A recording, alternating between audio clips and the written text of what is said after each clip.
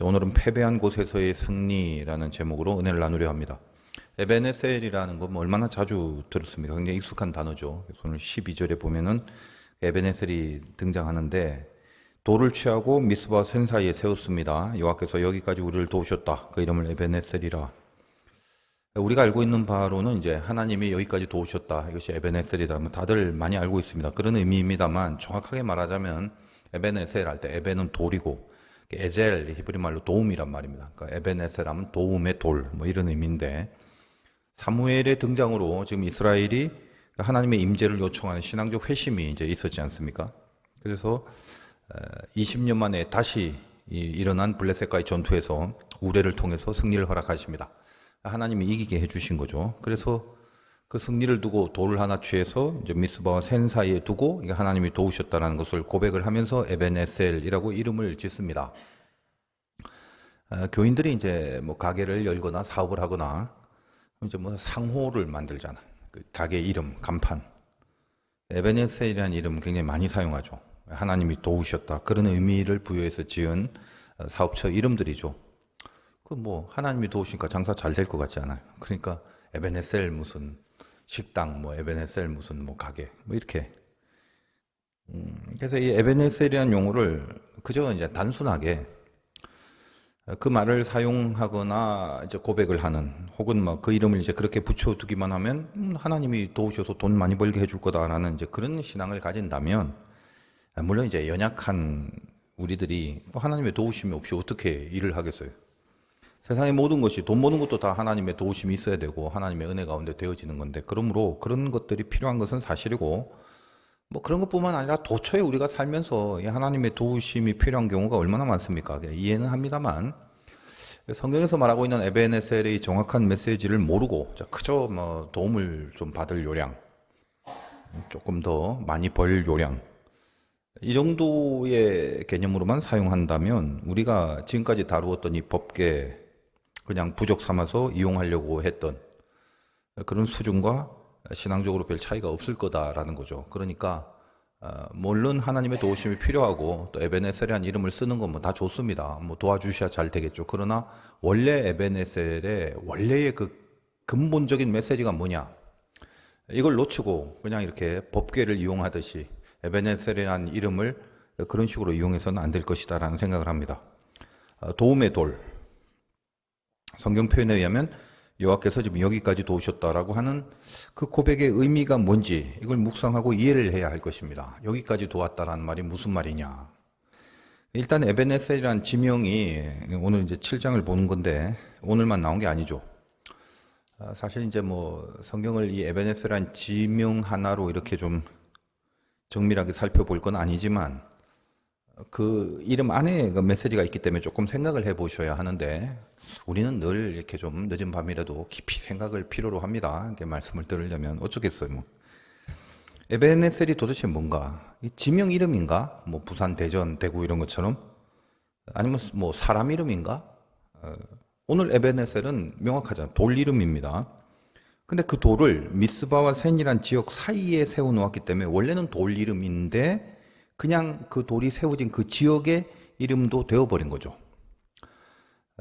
12절에 보면 미스바와 센 사이에 세웠다고 하는데 미스바나 센은 당연히 지명 이름이고 여러분 알다시피 저번 시간에 미스바에서 회개가 일어났고 블레셋이 그들이 모여 있는 걸 보고 쟤들 전투하나 보다 안 되겠다 가서 초부수자 해서 오랜만에 미스바로 왔습니다. 블레셋이. 그래서 전쟁을 치른 것이니까 그 전쟁에서 하나님의 도우심을 승리가 있었죠. 승리가 있었던 그 지역이 어디냐면 그게 미스바일 것인데 왜 굳이 그 승리를 기념하는 도움의 돌을 미스바에 세우는 게 상식적으로 맞는데 미스바와 센 사이에 두었는가? 그러니까 미스바에서 센이라는 곳으로 어딘지는 모르겠지만 뭐 알 필요도 없습니다. 어쨌든 조금 더 미스바를 지나야 있는 그곳에다 돌을 두었습니다.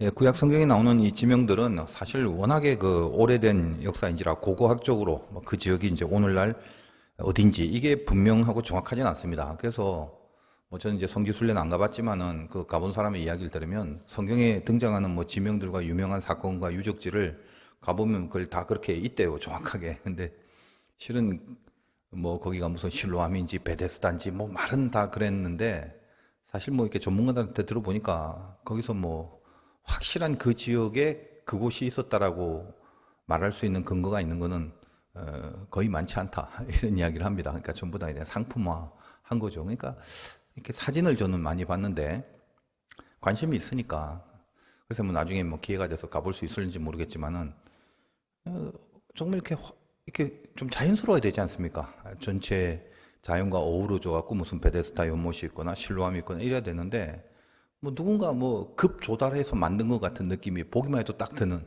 그렇게 다 세팅을 해놓은 게 많아요. 그러니까 우리는 그냥 순수한 믿음으로 가이드의 그 인도를 따라서 자 여기가 뭐 베데스다입니다. 그럼 뭐 아픈 사람 들어갔다 한번 나오기도 하고 뭐 여러 가지로 그렇게 좀 이용을 합니다만 그만큼 어려워요. 고고학적인 근거를 통해서 어떤 지명을 정확하게 알 수는 없습니다. 그러니까 우리가 이제 뭐 특별히 고고학자는 아니기 때문에 그 지명에 어떤 의미가 있다면 몰라도 뭐 지리 시간처럼 어디가 어딘지를 뭐 꼬치꼬치 자세하게 다 알 필요는 없고 또 그럴 수 있는 마음이나 관심도 여러분들이 사실 없습니다. 미스바란 지명도 성경에 굉장히 많이 나오는데 여기에 있는 등장하는 미스바는 베냐민 지파의 그 지경 안에 있는 미스바라는 곳이다라고 말씀을 드린 기억이 나는데 어쨌든 대강 미스바는 어렴풋하게 어딘지를 알만한 그런 곳입니다. 정보들이 성경에도 많고. 근데 여기서 미스바와 센 사이에 이 센이라는 곳은 정확하게 모릅니다. 그리고 자 에베네셀 그 사이에 돌을 두고 에베네셀이라 하자 여기를 그랬으니 이 에베네셀이라는 곳이 지금 또 어딘지도 그렇게 정확하게는 모릅니다. 그나마 정확하게 몰라도 그 에베네셀이 미국이나 유럽은 아니겠죠.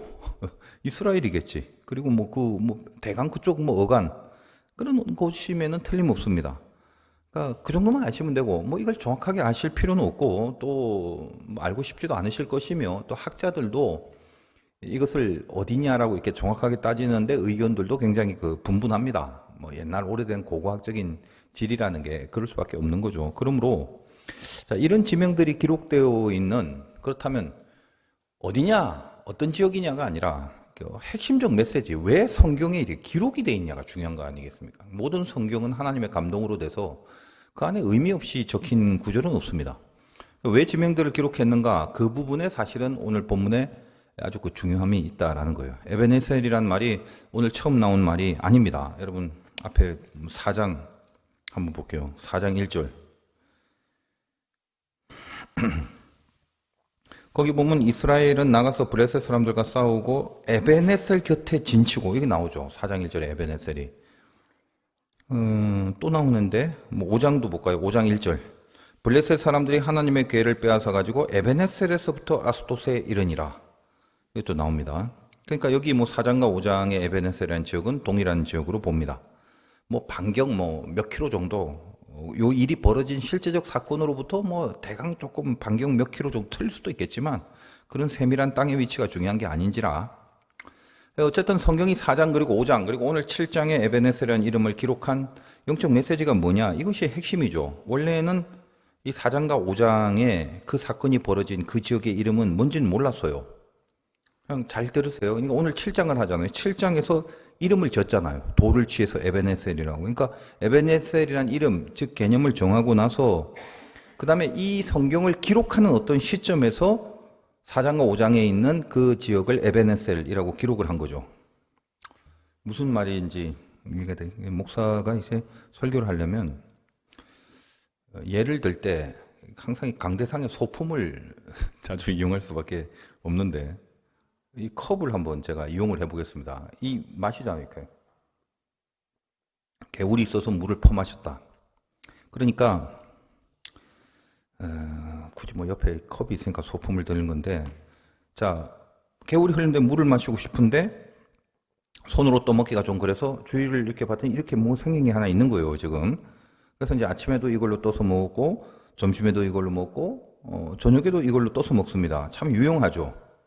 그래서 이제 저녁에 마실 때 좀, 하유, 요거 유용하네. 요거 컵이라고 하자. 제가 이름을 정했어요. 제가 컵입니다. 저녁에. 그리고 오늘 이제 자기 전에 일기를 씁니다. 그때 제가 이 일기를 어떻게 쓰겠습니까? 아침에도 물을 컵으로 떠 마셨다. 그렇게 기록을 합니다. 점심에도 물을 컵으로 떠 마셨다. 이렇게 기록을 할 수밖에 없죠. 그러나 저의 실질적 아침과 점심에 얘는 컵이 아니었죠. 왜? 저는 저녁에 명명했기 때문에. 근데 이해하시겠습니까? 그러니까 아침까지만 해도 컵이라고 하지 않았잖아. 저녁에 제가 이름을 정했다. 근데 일기를 쓰려면 아침에 이 컵을 사용할 때는 컵이라는 이름이 없었지만 이제 나중에 글을 쓸 때 난 아침에 컵으로 물을 마셨다. 그렇게 기록을 하지 않겠습니까? 에벤에셀이 그런 거다 이 말이에요. 그러니까 오늘 7장에서 에벤에셀이라는 이름을 지었지만 그 4장과 5장의 사건들을 나중에 이제 그 쭉 이야기들을 이렇게 사건을 기록하면서 그곳이 에벤에셀이라는 곳이다라고 말을 하는 겁니다. 그래서 저는 이 4장, 5장, 그 다음에 7장에 있는 에벤에셀은 동일한 것이다. 동일한 장소를 말한다고 생각하면서 예를 든 것 같이 제가 이 컵을 물을 마시는데 너무 유용했잖아요. 그래서 자꾸 어떤 그 사건을 말할 때마다 글을 쓸 때마다 이 컵이 너무나 유용했기 때문에 굉장히 중요하기 때문에 컵이란 말, 컵으로 마셨다, 컵으로 마셨다. 이 컵이란 말을 계속 하게 되는 것처럼 4장, 5장, 7장에 거쳐서 이 에벤에셀이라는 말을 계속하는 이유가 있는 거죠. 이 부분이 이제 제일 중요하다는 겁니다. 실은 학자들은 4장에 있는 에벤에셀, 5장에 있는 에벤에셀, 그 다음에 7장의 에벤에셀이 뭐 지역이 다른 곳이다, 뭐 이렇게 뭐 주장하는 그런 견해를 갖고 있는 학자들도 있습니다. 근데 이제 학자들은 워낙 공부를 많이 하니까 이것저것 뭐 방대한 자료를 좀 갖고 있습니다만 제 의견은 동일한 지역이다. 지금 4장의 에벤에셀이 무엇입니까? 여러분 4장에 그 다시 한번 보면은 기억이 나시죠? 지금 블레셋이 이스라엘과 전투를 하려고 아벡이란 곳에 있습니다. 블레셋은 아벡이란 지역에 있고, 그다음에 이스라엘은 이 아벡에 있는 블레셋과 싸움하려고 그쪽 맞은편에 진을 치고 있는 지역이 거기가 에벤에셀이다. 그렇게 얘기하잖아요. 다시 한번 보면 이스라엘은 나가서 블레셋 사람들과 싸우려고 에벤에셀 곁에 진치고 블레셋 사람들은 아벡에 진을 쳤다. 바로 이곳입니다. 하여간 4장에 있는 에벤에셀은 이스라엘과 블레셋의 전투죠. 그러니까 이 전투에서 패배해서 4,000명이 죽습니다. 그러니까 4장의 에벤에셀은 뭐예요? 전투에서 패한 곳이에요. 그리고 안 되겠다. 법궤 갖고 와야 되겠다. 그래서 아주 법궤를 갖고 온 다음부터는 그냥 대패를 하죠. 아시다시피 더 많은 사람, 3만 명이 죽습니다. 이 패배한 상징, 그곳이 어디예요? 에벤에셀이다라는 거예요. 그리고 이제 5장에 나오는 에벤에셀은 5장 1절 보니까 블레셋 사람들이 하나님의 궤를 빼앗아 가지고 에벤에셀에서부터 아스토스에 이뤘다. 자기 땅에 갖고 간 거죠. 에벤에셀에서부터. 그러니까 에벤에셀은 5장은 뭐다? 법궤를 빼앗긴 곳이다. 하나님을 뺏어버린 곳. 이게 에벤에셀이더라는 것입니다. 그러니까 이 두 사건만 보면 4장과 5장의 에벤에셀은 여기 어디에 우리가 알고 있는 하나님의 도우심이라는 에벤에셀의 의미가 드러나 있는 사건이 어디 있습니까? 전혀 하나님의 도움은 없었죠. 블레셋에서 패배하고 법궤 뺏기고. 그리고 나서 오늘 7장에 와서 이 전투에서 승리를 하고 나서 돌을 취하여 싸움의 장소인 미스바에 세우지 않고 좀 더 나가서 미스바와 센 사이까지 갔다고 했으니 미스바와 센 사이 어떤 곳에 돌을 둡니다. 거기가 어디겠어요? 미스바에 모여있기 때문에 블레셋이 미스바로 쳐들어왔겠지만 미스바에서 이겼기 때문에 거기다 돌을 세운 게 아니라 미스바와 센 사이로 일부러 가서 거기다 돌을 세웁니다. 그리고 거기를 에벤에셀이라고 합니다. 무슨 말입니까? 아까 블레셋에서 전투에 패한 곳, 그리고 법궤를 빼앗긴 그곳까지 가서 거기가 미스바와 센 사이예요. 거기까지 가서 거기에 돌을 놓고 에벤에셀이라고 했다라는 것입니다. 이 도우심은 한 번으로 끝나지 않습니다. 우리 마술 램프는 비비면 나오죠. 해결하고 또 들어갑니다. 또 필요하면 또 비비고. 하나님의 임재는 그냥 함께 하심입니다. 함께 하시는 거. 그러니까 13절 보면은 이에 블레셋 사람들이 굴복하여 다시는 이스라엘 지역 안에 들어오지 못하였으며 여호와의 손이 사무엘이 사는 날 동안에 블레셋 사람을 막으시며 여호와의 손이 막으셨다. 그러니까 하나님의 손이란 표현이 대표적으로 도움을 말하는 건데 블레셋이 사무엘이 살아있는 동안은 계속적인 하나님의 도우심이 있었다는 것입니다. 물론 이제 여기 사무엘은 우리가 저번 시간에 다루었다시피 예수 그리스도를 예표하고 상징하는 존재라고 그랬죠. 14절 보면 블레셋 사람들이 이스라엘에게서 빼앗겼던 성읍이 에그론부터 가드까지 이스라엘에게 회복되니 이스라엘이 그 사방 지역을 블레셋 사람들의 손에서 도로 찾았고 또 이스라엘의 아무리 사람 사이에 평화가 있었더라. 여기 그 블레셋의 성읍을 이스라엘이 완전히 빼앗았다라는 그런 느낌으로 이해하기가 쉽습니다만 그런 말이 아니라 당시에 그 구조가 그래요. 블레셋의 5대 성읍들이 있고 그 성읍 주변에 도처에 뭐 블레셋인도 있고 이스라엘의 작은 마을도 있을 것인데 블레셋의 성읍이 세면은 그 성읍을 주변으로 포괄하고 있는 이스라엘의 마을들이라도 블레셋의 통치를 받게 돼 있다 이 말이에요. 당시에 그 어떤 지역에 오늘날처럼 이렇게 딱딱 무슨 국경선이 있고 이런 시대가 아니었잖아요. 그러니까 그런 식의 지배가 있었는데 이제 이 에베네셀 이후에 판도가 어떻게 됐다?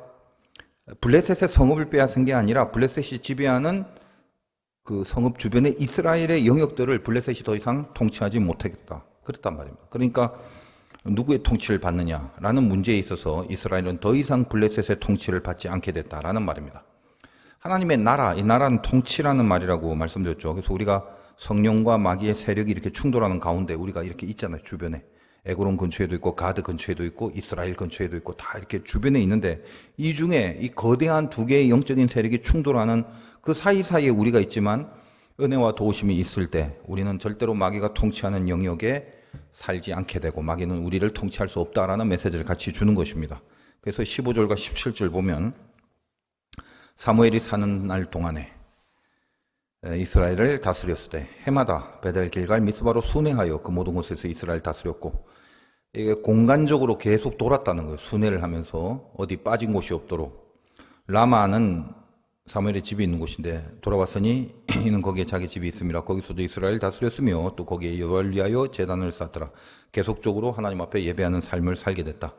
그러니까 자기 주변을 사무엘이 순회하는 게 뭐죠? 이 지역은 지금 열거된 이 메델 길갈 미스바 이런 것이 베냐민 지파의 지역인데 어떤 도우심과 승리가 이례적으로 끝나는 게 아니라는 거예요. 늘 그 도우심, 하나님의 손대주심이 지속될 수 있도록 매년 이렇게 순회를 하고 시간, 공간 이 두 가지를 지속적으로 거기에 은혜의 손길 그리고 하나님의 도우심을 구하는 신앙의 조건을 시간적으로, 공간적으로 그걸 잊어버리거나 방치하지 않게 했다는 것을 말합니다. 우리 신앙도 지속성이라는 게 중요하죠. 늘 좀 오락가락하고 반짝했다가 다 식었다. 막 뜨거웠다 다 차가워졌다 이런 굴곡이 심한 사람들은 또 사람마다 좀 특징이 있는데 은혜가 크게 오는 장점은 있어요. 근데 또 여지없이 구멍이 뚫려버리면 다 새나가버리는 그런 단점도 있습니다. 이렇게 뭔가 좀 강도 높은 체질이 있어요. 강도 높은 은혜를 구하려는 체질. 근데 그런 분들은 그게 나쁜 것보다는 게 아니라 그것도 장점으로 발휘가 될 수 있는데 그렇게 오락가락하고 콩티드 파티드 안 하게 뭔가 지속적으로 자기를 지키려는 영적 계획을 세워야 됩니다. 반대로 또 잔잔하게 지속만 하는 사람도 있어요. 이런 사람들은 또 가끔씩 어떤 영적으로 강력한 임팩트 이것이 필요할 때가 있고 그것을 그런 영역을 주입시킬 수 있는 그런 계획도 필요합니다. 늘 이렇게 균형과 조화를 잘 이룰 수 있기를 바라는데 기본적으로 평소에 말씀과 기도 내 인생에 이게 지속되고 있는지 지금 뭐 여러분 금요철야 정도 나올 분들은 아마 그런 지속성이 있다라고 제가 그렇게 믿어 드리겠습니다. 하여간 평소에 말씀과 기도에 기본적인 그런 지속성이 있는지를 살펴보십시오. 이제 그 부분이 안 되고는 그다음부터 그냥 생각도 하지 마세요. 그게 안 되고는 딴 생각 할 필요가 없어요. 그게 되고 난 다음에 한번 생각을 해보시라 이 말이에요. 지금 내가 내 안에서 뭐가 날 통치하고 있는지 그거는 누가 아냐? 자기가 압니다. 자기가. 그러니까 오늘같이 이런 기도의 시간 통해서 다시 혹시 통치의 영역이 사라져버리고 또 희미해져 버리면 계속적으로 지속적으로 다시 또 기도를 통해서 우리가 통치받을 수 있는 은혜를 갈구하시기 바라고 그 은혜의 임재를 또 우리가 요청을 해야 됩니다. 뭐가 나를 지배하고 있는가? 나를 지배하는 힘이 뭔가? 그거 우리 안에 알잖아요. 내가 지금 나를 지배하는 힘을 알잖아요. 무슨 뭐 허무, 회의감 이런 게 지배합니까? 물질, 욕심 이런 게 지배합니까? 악한 죄성이 날 지배합니까? 지가 알거든. 그러니까 내가 통치하고 있는 것의 색깔을 감각할 수가 있잖아요. 항상 그것을 지속적으로 그 힘이 하나님이 되도록 나를 끌어가는 것입니다. 그 부분을 점검하는 게 신앙이다 이 말이에요.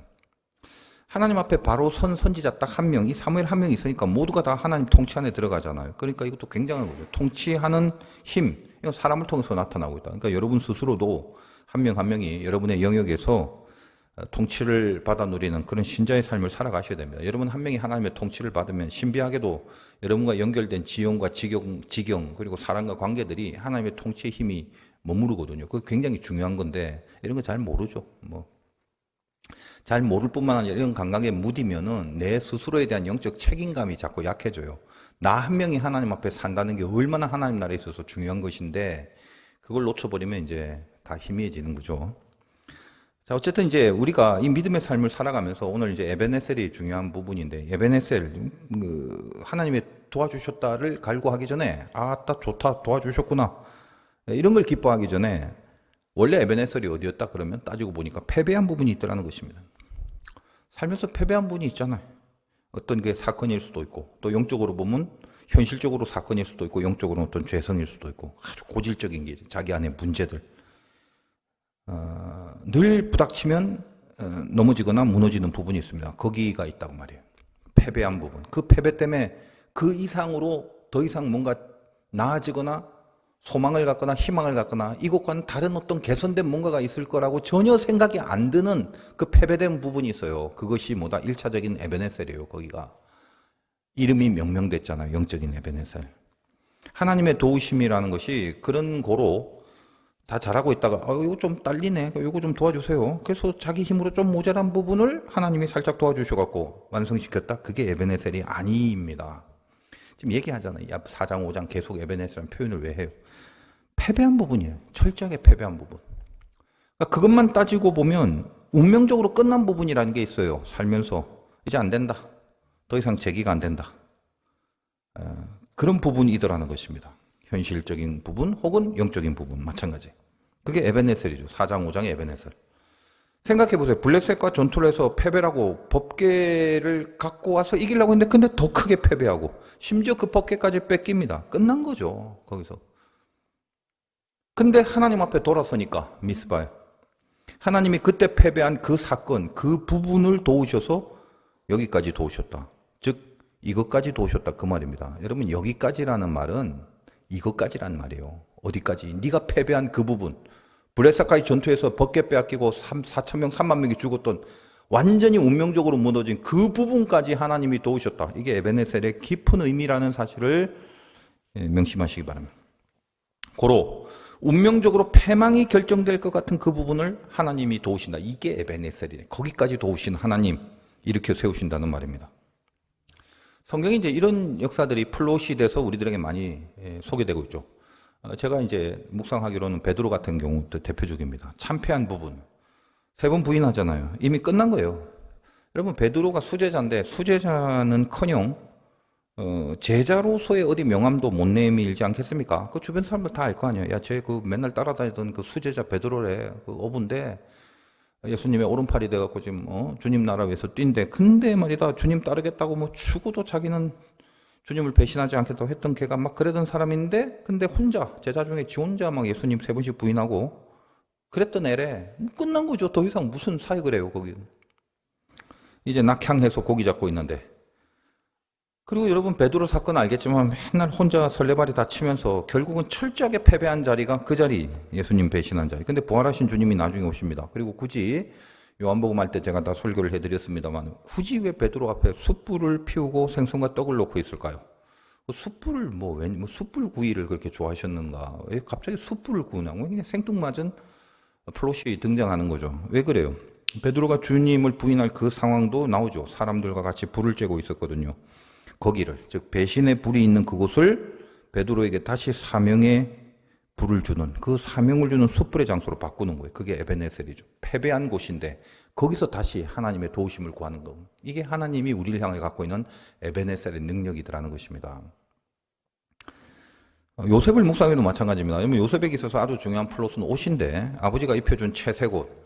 다른 형제들이 입을 수 없는 귀한 겁니다. 이게 비싼 메이커라는 의미가 아니에요.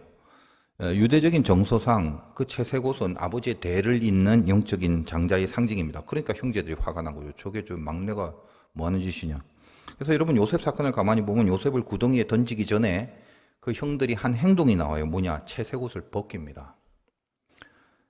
그게 요셉에게 있어서는 첫 번째 패배죠. 인생의 운명적 패배. 거기서 뭐 구덩이에 빠져서 안 죽으면 다행이었는데 그 죽으라고 집어넣은 거죠. 옷을 다 벗기고. 그리고 두 번째는 어떻습니까? 보디발의 아내의 유혹을 이길 때 그때 벗어던진 옷이 있잖아요. 그 가정의 그 관리자로 그렇게 근무했던 그때 입었던 옷인데 그 옷을 벗어 던집니다. 그리고 억울하게 감옥으로 갑니다. 인생에 이런 패배들이 있죠. 그것도 이제 두 번 나오는데 오늘도 블레셋과 벗겨 뺏긴 것처럼 그 패배가 옷이라는 플롯으로 등장하는 것이 이제 요셉입니다.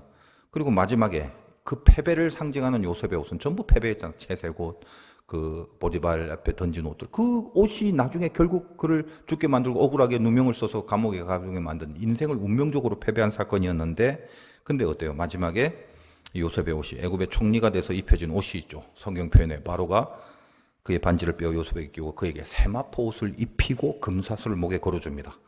영적 에베네셀이죠. 다시 패배한 옷이 하나님 앞에 여기까지, 이것까지 도와주셨다라는 하나님의 역사로 드러나게 되는 그런 메시지들을 깔고 있습니다. 인생에 있어서 여러분 패배한 것이 다 있어요.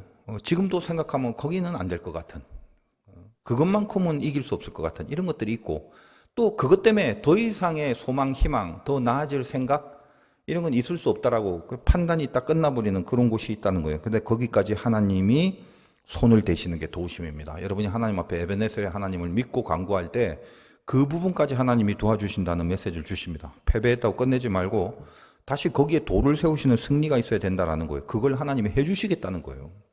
그러니까 패배 때문에 망했다고 생각하지 마십시오. 그거는 내가 하는 것이 아니라 에베네셀의 하나님에 붙들리고 그 하나님 앞에 믿음을 갖고 살고 그 하나님께로 돌아서면 운명적인 패배함이 운명적인 승리로 바뀌어집니다. 내가 낑낑거리지 않아도 운명적으로 그렇게 돌아간다는 거예요.